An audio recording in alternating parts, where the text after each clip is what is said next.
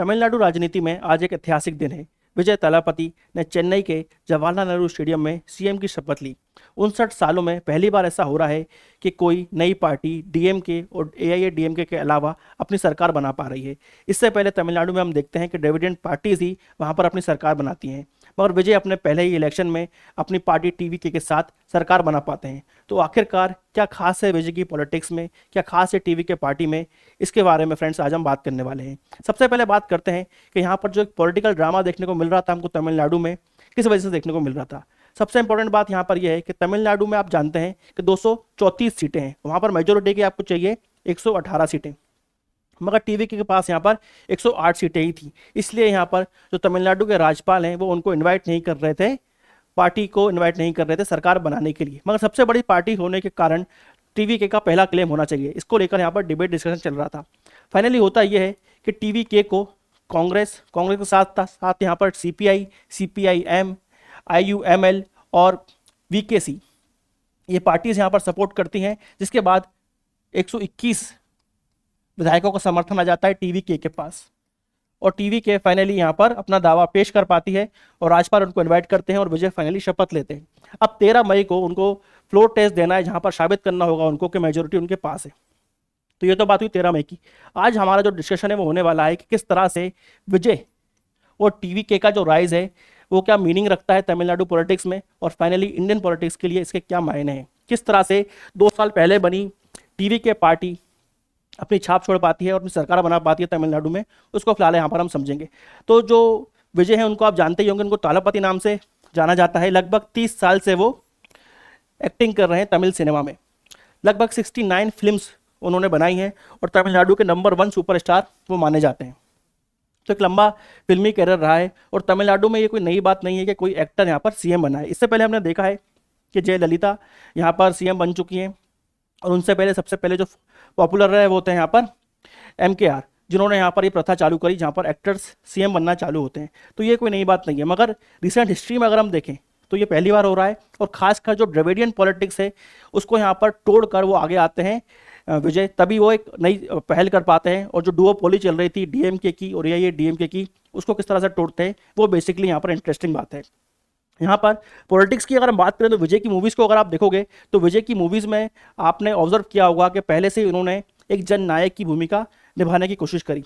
अपनी फिल्मों में भी वो कुछ जो पॉलिसीज़ हैं उनको क्रिटिसाइज करते हैं। जैसे कि उनकी एक मूवी आई थी जहाँ पर उन्होंने बेसिकली जीएसटी को लेकर अपना विरोध दिखाया था। फिर फार्मर जो बिल हैं, फार्म जिस तरह से लैंड ग्रैब किए जाते हैं उसको लेकर उन्होंने अपना विरोध दिखाया। तो इस तरह की मूवीज़ वो बनाते जा रहे थे जहाँ पर वो बताना चाह रहे थे कि किस तरह से उनकी जो पॉलिटिकल आइडियोलॉजी है या लोगों के बीच में अपनी पॉलिटिक्स को वो धीरे धीरे फिल्मों के माध्यम से फैलाने की कोशिश करते हैं।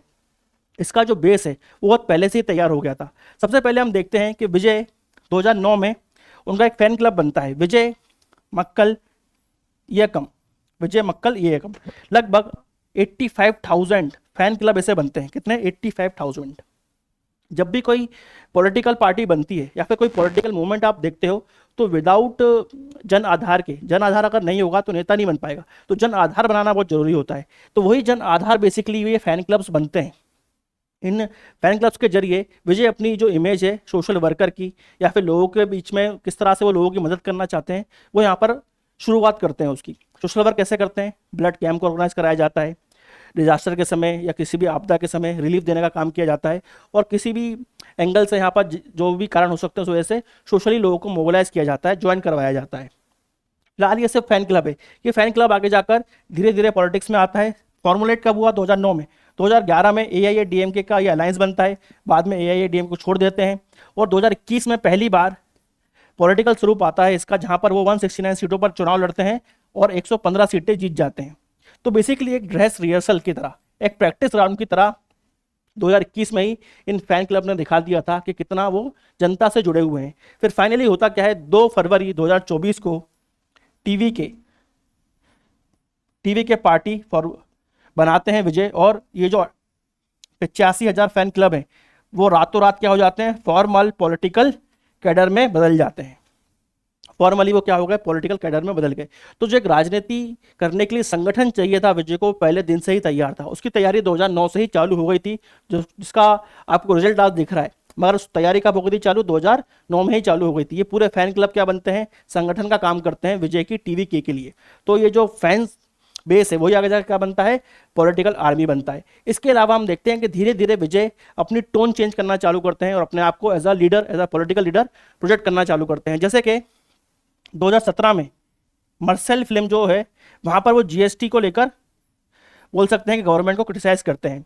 फिर 2019 में पहली बार हम देखते हैं वो सीएए जो प्रोटेस्ट चल रहा था, मास प्रोटेस्ट था, उसको लेकर पब्लिकली आते हैं, अपनी फिल्मों के अलावा भी पब्लिक मंचों पर इसको क्रिटिसाइज करते हैं, सिटीजनशिप अमेंडमेंट एक्ट को। 2023 में वो पब्लिक फोरम से एजुकेशन इवेंट्स में पॉलिटिकल पार्टीज को क्रिटिसाइज करना चालू करते हैं।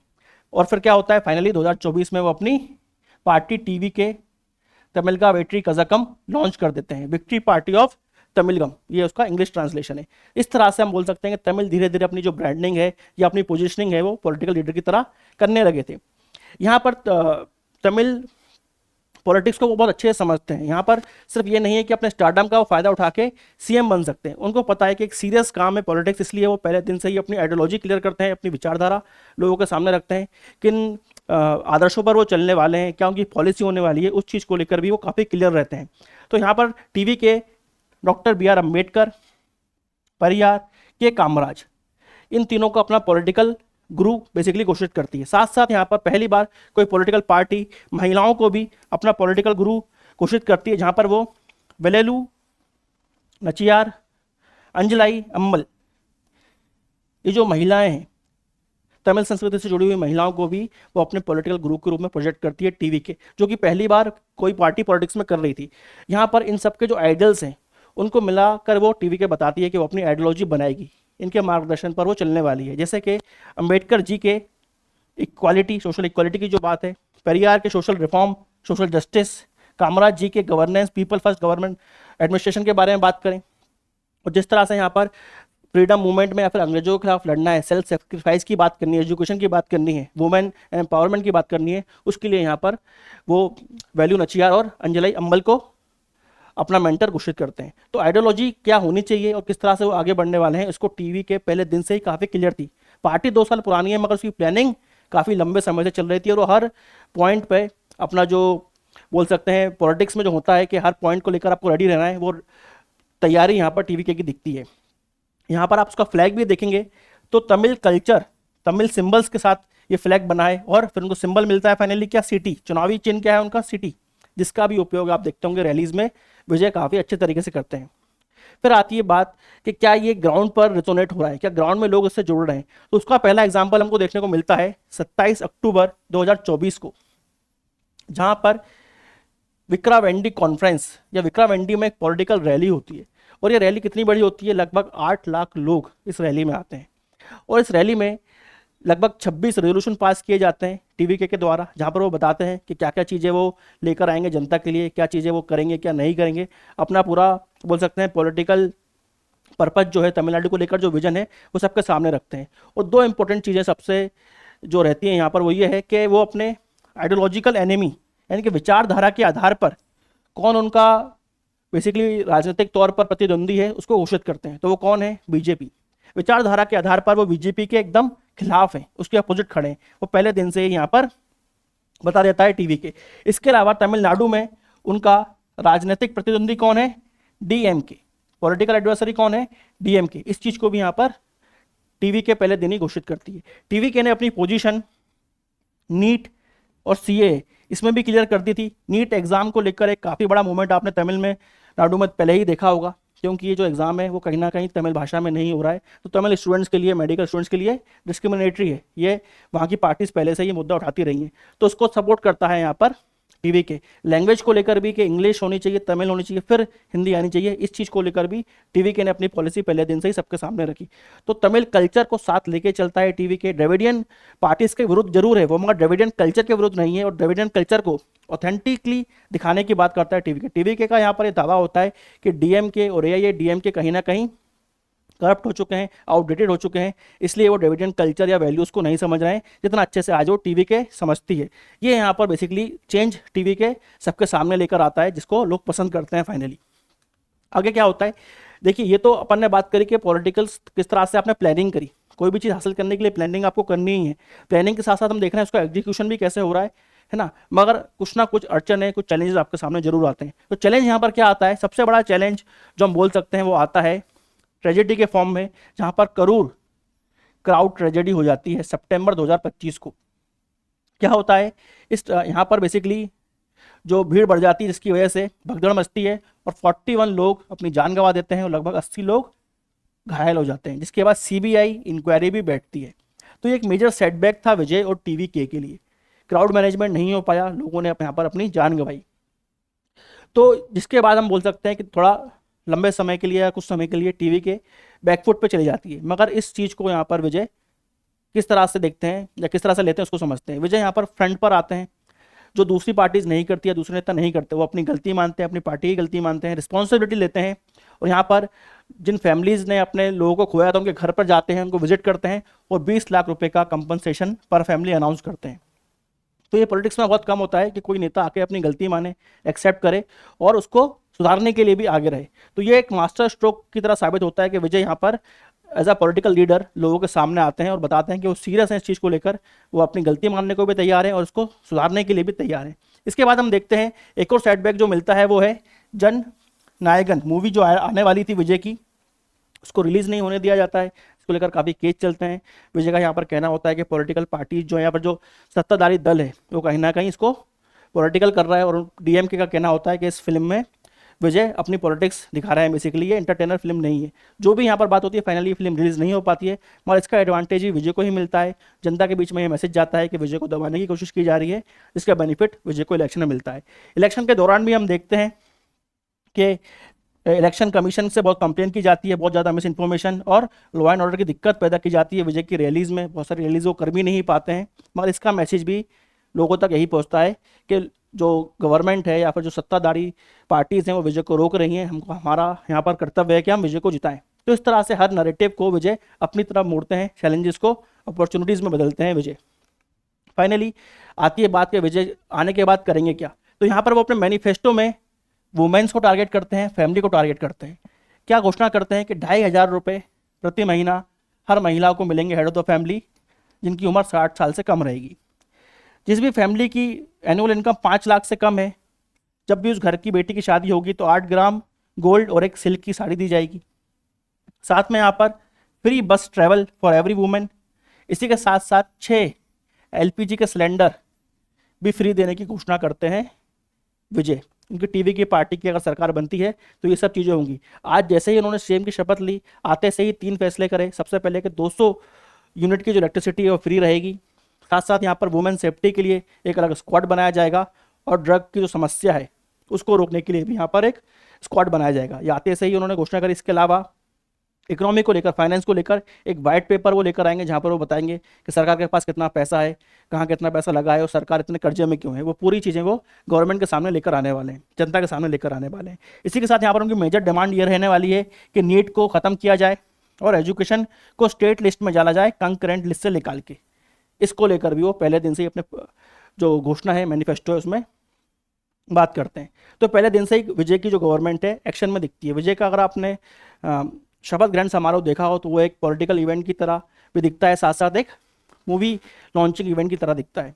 यहाँ पर विजय पहले दिन से ही मैसेजिंग क्लियर रखते हैं कि कोई भी उनका जो पार्टी का लीडर है अगर गलत उपयोग करेगा सत्ता का तो वो उसको बेसिकली यहाँ पर बख्शेंगे नहीं। करप्शन के केसेस वो अपनी पार्टी के मेंबर्स पर भी लगा सकते हैं।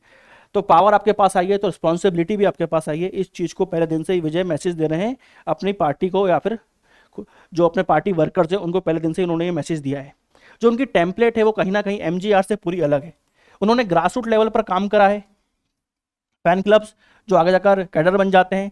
यहाँ पर वो इंडिपेंडेंट तीसरा नेतृत्व बनते हैं पहले दिन से ही। उन्होंने पहले दिन से ही द्रविडियन जो पार्टीज़ हैं, डीएमके, एआईए डीएमके, उनको नकारा और उनको बोला कि ये द्रविडियन मूवमेंट्स वाली जो पार्टीज़ हैं अब वो अपने रास्ते से भटक चुकी हैं, द्रविडियन कल्चर के जो मूल रूप है उससे वो भटक चुकी हैं। इसलिए अब वो तीसरे फ्रंट की तरह सबके सामने आते हैं। क्रिटिसाइज नहीं करते द्रविडियन कल्चर को, मगर उसको ऑथेंटिक दिखाने के लिए टीवी के अपने पास टीवी के को बोलते हैं कि टीवी के अब द्रविडियन कल्चर को अच्छे से समझती है और ऑथेंटिक वे में प्रेजेंट करती है, बाकी पार्टीज नहीं कर पा रही हैं।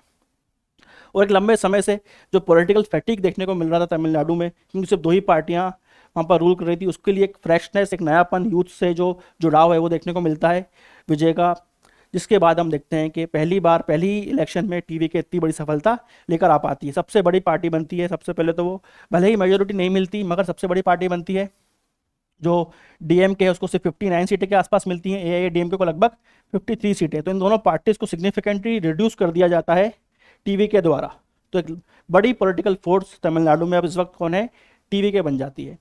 नंबर्स उनके पास फिलहाल जो मेजोरिटी नहीं है, मगर कांग्रेस, वीसीके, आईयूएमएल और लेफ्ट पार्टी सीपीआई सीपीआईएम के सपोर्ट से पार्टी यहाँ पर टीवीके अपनी सरकार बना पाती है। ऑब्वियसली उनको 13 तारीख को फ्लोर टेस्ट देना है जहाँ पर वो प्रूव करेंगे कि मेजोरिटी उनके पास है।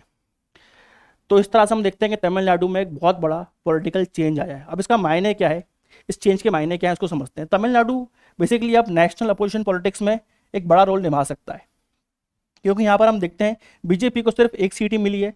ट्रेडिशनली बीजेपी का यहाँ पर इतना अच्छा बेस नहीं है। इसके अलावा इंडिया ब्लॉक, क्योंकि कांग्रेस यहाँ पर टीवीके को सपोर्ट कर रही है, तो इंडिया ब्लॉक में हम देखते हैं हो सकता है टीवीके शामिल हो, जिसके इंप्लीकेशंस हमको 2029 के चुनाव में देखने को मिलेंगे। यूथ ने यहाँ पर बढ़ चढ़ कर विजय को वोट किया है। तो क्या विजय की जो पॉपुलैरिटी है सिर्फ तमिलनाडु तक सीमित तो है नहीं, वो इंडिया में पूरे इंडिया में फेमस है विजय। तो क्या उसकी पॉपुलैरिटी का फायदा टीवीके को आगे दूसरी स्टेट्स में मिलेगा, आंध्र प्रदेश, तेलंगाना जो लगे हुए राज्य हैं, या फिर इन राज्यों में भी हमको ऐसा कल्चर देखने को मिल सकता है जहाँ पर कोई एक्टर अपनी पॉलिटिकल पार्टी लॉन्च करके पॉलिटिक्स में आ सकता है। ये चीज़ देखने को मिलेगी। ये एक नया मैसेज यहाँ पर हमको देखना होगा कि क्या नया टेम्पलेट विजय की पार्टी ने सबके सामने रखा है। तो इस तरह से 2 साल के अंदर क्या सही तरीके से कोई भी पार्टी काम करे तो सीएम बन सकती है कि नहीं, उसका जो एक ब्लूप्रिंट है टीवीके और विजय की पार्टी सबके सामने रखती है। राइट पॉलिटिक्स, राइट आइडियोलॉजी और राइट मैसेजिंग, ये कुछ उनके बोल सकते हैं यूएसपी रही है, जिसकी वजह से विजय को इतनी बड़ी सफलता तमिलनाडु में मिलती है। तो फ्रेंड्स, यहाँ पर हमने बात करी विजय और टीवीके पार्टी की, किस तरह से उसने तमिलनाडु का जो पॉलिटिकल हिस्ट्री रहा है उसमें अपना एक छाप छोड़ा है और एक ऐतिहासिक दिन है तमिलनाडु राजनीति के लिए। आई होप आपको फ्रेंड्स यहाँ तक का वीडियो इन्फॉर्मेटिव लगा होगा। ऐसे और वीडियोस देखने के लिए इस वीडियो को लाइक करना और शेयर करना ना भूलें। मिलेंगे नेक्स्ट वीडियो में, जब तक के लिए सबको टाटा, bye bye and take care.